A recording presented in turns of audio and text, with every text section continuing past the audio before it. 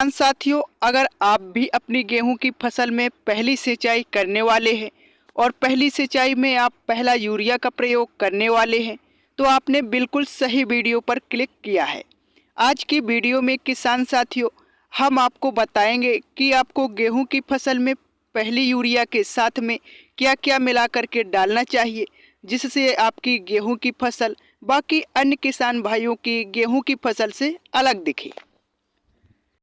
आपकी गेहूं की फसल में इतना शानदार कल्लों का फुटाव हो कि आपका पूरा खेत गेहूं की फसल से भर जाए।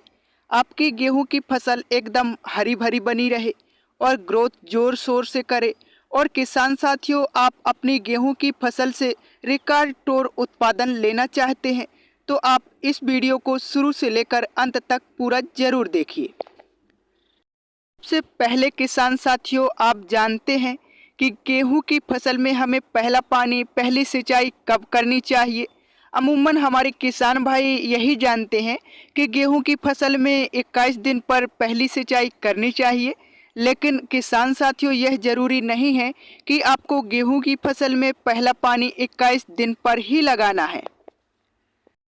अपनी मिट्टी के अनुसार गेहूं की फसल में पानी लगाएंगे तो आपको इससे ज़्यादा फायदा होगा। कई बार हम क्या करते हैं कि 21 दिन पर गेहूं की फसल में पानी लगा देते हैं तो हमारी गेहूं की फसल एकदम से बैठी बैठी सी हो जाती है, उसमें पीलापन आने लगता है और भी कई बीमारी आ जाती है। तो पहला पानी किसान साथियों, आप इस तरीके से लगाएंगे जो हम आपको बता रहे हैं तो आपकी गेहूं की फसल की ग्रोथ नहीं रुकेगी, वह बैठी बैठी सी नहीं होगी और उससे कोई भी रोग नहीं आएगा और पीलापन भी नहीं आएगा। जहां गहरी दोमट काली मिट्टी है उसमें नमी कई दिनों तक बनी रहती है। तो ऐसी मिट्टी में आपको गेहूं की फसल में 25 से 30 दिन में मध्य पानी लगाना चाहिए। अगर आपके खेत की मिट्टी इस प्रकार की है कि उसमें ज़्यादा दिनों तक नमी नहीं बनी रहती, हल्की मिट्टी है, लाल मिट्टी है या फिर पीली मिट्टी है, तो इस तरह की मिट्टी में किसान भाइयों आपको 21 से 25 दिन के मध्य में पहली सिंचाई कर देनी चाहिए। तो किसान साथियों, हमने अच्छे तरीके से पहली सिंचाई करने का सही समय और तरीका समझ लिया है।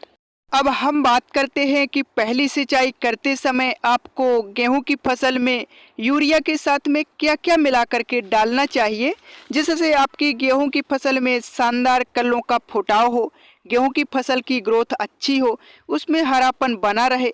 तो इसके लिए किसान साथियों, आपको पहला खाद तो यूरिया लेना है। यूरिया की मात्रा की बात करें तो किसान साथियों, आपको यूरिया की मात्रा दो प्रकार से रखनी है। अगर आपने कम दिनों वाली, कम समय अवधि वाली वैरायटी लगाई है गेहूं की, तो उसमें आपको एक बार यूरिया डालना है और जो एक बैग होता है यूरिया का, उसको आपको 1 बीघा खेत में डाल देना है गेहूं की फसल में। और 1 एकड़ के हिसाब से बात करें तो आपको 2 बैग यूरिया के लेने हैं और 1 एकड़ खेत में डाल देना है। अगर किसान साथियों आपने लंबे समय अवधि वाली गेहूं की वैरायटी लगाई है तो उसमें आपको 2 बार यूरिया का प्रयोग करना चाहिए। पहली बार में आपको यूरिया की मात्रा 30 केजी प्रति बीघा और एकड़ की बात करें तो आपको 60 किलोग्राम प्रति एकड़ के हिसाब से यूरिया की मात्रा रखनी चाहिए। किसान साथियों, यूरिया के साथ में ही आपको कुछ चीज़ें और मिलानी पड़ेंगी। अगर किसान साथियों आपने पहले बुआई करते समय जिंक का प्रयोग गेहूं की फसल में नहीं किया है तो इस समय पर आपको पहली यूरिया के साथ में जिंक का प्रयोग जरूर करना चाहिए। अब जिंक मार्केट में कई प्रकार की आती है, तो उसमें से आपको जो 33% वाली जिंक आती है उसको लेना है। उसकी मात्रा की बात करें तो आपको 7 से 8 किलोग्राम लेना है प्रति 1 एकड़ खेत के लिए। और बीघा में बात करें तो आपको 3 से 4 किलोग्राम लेना है 1 बीघा खेत के लिए। जिंक के किसान भाई साथियों, गेहूं की फसल में चौका देने वाले फायदे मिलते हैं। जिंक गेहूं की फसल पर हरापन बनाए रखता है। पत्तियों की नोक पर जो पीलापन आता है वो जिंक की कमी से आता है। और भी बहुत सारे फायदे हैं गेहूं की फसल में जिंक के। के बाद किसान साथियों, नंबर 2 पर जो पहली यूरिया में खाद मिलाना है वह है सल्फर। सल्फर के किसान साथियों, गेहूं की फसल में बहुत अच्छे फायदे होते हैं। अगर आपने बुआई करते समय सल्फर गेहूं की फसल में नहीं दिया है तो इस समय में जो 90% वाला बेंटोनेट सल्फर आता है उसको आपको गेहूं की फसल में पहली यूरिया के साथ मिला करके जरूर देना चाहिए। इसकी मात्रा की बात करें तो आपको 5 किलोग्राम प्रति एकड़ के हिसाब से और 2 से 3 किलोग्राम प्रति बीघा के हिसाब से सल्फर का प्रयोग पहली यूरिया के साथ में मिला करके गेहूं की फसल में करना चाहिए। गेहूं की फसल में किसान साथियों सल्फर के कुछ मुख्य फायदों की बात करें तो यह आपकी गेहूं की फसल में फंगिसाइड का काम करता है। सल्फर के किसान साथियों गेहूं की फसल में बहुत सारे फायदे होते हैं, तो इन दो खादों को किसान भाइयों यूरिया के साथ में मिला करके प्रयोग जरूर करना है। अब किसान साथियों ध्यान दीजिएगा, आपको इन सभी खादों का प्रयोग कब करना है यह जानना बहुत ज़्यादा जरूरी है। कई किसान भाई हमारे पानी लगाने के बाद में इन खादों का प्रयोग करते हैं, तो ऐसा आपको किसान साथियों भूल कर भी नहीं करना चाहिए। आपको हमेशा ही पानी लगाने से पहले गेहूं की फसल में सभी खाद उर्वरकों का प्रयोग करना चाहिए, क्योंकि किसान साथियों अगर आप पानी लगाने के बाद में इन सब खाद उर्वरकों का प्रयोग करेंगे तो यह आपकी गेहूं की फसल की जड़ों तक समय पर नहीं पहुंचेगी, जिससे आपकी गेहूं की फसल में कई दिनों बाद इन सभी खाद उर्वरकों का असर होगा। और अगर आप पानी लगाने से पहले सभी खाद उर्वरकों का प्रयोग अपनी गेहूं की फसल में करते हैं तो जैसे ही किसान साथियों आप गेहूं की फसल में सिंचाई करेंगे, पानी लगाएंगे, तो तुरंत सभी खाद उर्वरक अपनी गेहूं की फसल की जड़ों के पास पहुंच जाएंगे। फसल जो है इनको तुरंत ग्रहण करने लगेगी, जिससे आपको इनका रिजल्ट जल्दी ही फसलों में दिखेगा।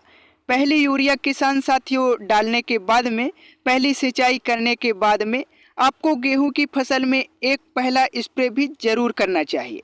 बिल्कुल नाम मात्र के खर्च में किसान साथियों आप यह एक स्प्रे अपनी गेहूं की फसल में कर सकते हैं। स्प्रे में किसान साथियों आपको लेना है जिंक सल्फेट 33% वाला 800 ग्राम, मैग्नीज सल्फेट 300 ग्राम, बोरोन 100 ग्राम और फेरस सल्फेट 500 ग्राम। इन चारों का किसान साथियों आपको अलग अलग बर्तन में घोल बनाना है और 150 लीटर पानी के साथ में आपको 1 एकड़ खेत में 2 बीघा खेत में स्प्रे कर देना है। स्प्रे करने के 5 से 7 दिन बाद किसान साथियों आप अपनी गेहूं की फसल को जब देखेंगे तो उसमें आपको एक अलग सा ही परिवर्तन नजर आएगा। आपकी गेहूं की फसल में किसी कारणवश बैठी बैठी सी हो रही होगी तो वो एकदम से ग्रो करने लगेगी और आपकी फसल में थोड़ा सा भी पीलापन होगा तो वह एकदम से हरापन में बदल जाएगा। और अगर आपको हमारी दी गई जानकारी अच्छी लगी हो तो वीडियो को लाइक, चैनल को सब्सक्राइब और अन्य किसान भाइयों के साथ शेयर जरूर करिएगा। धन्यवाद।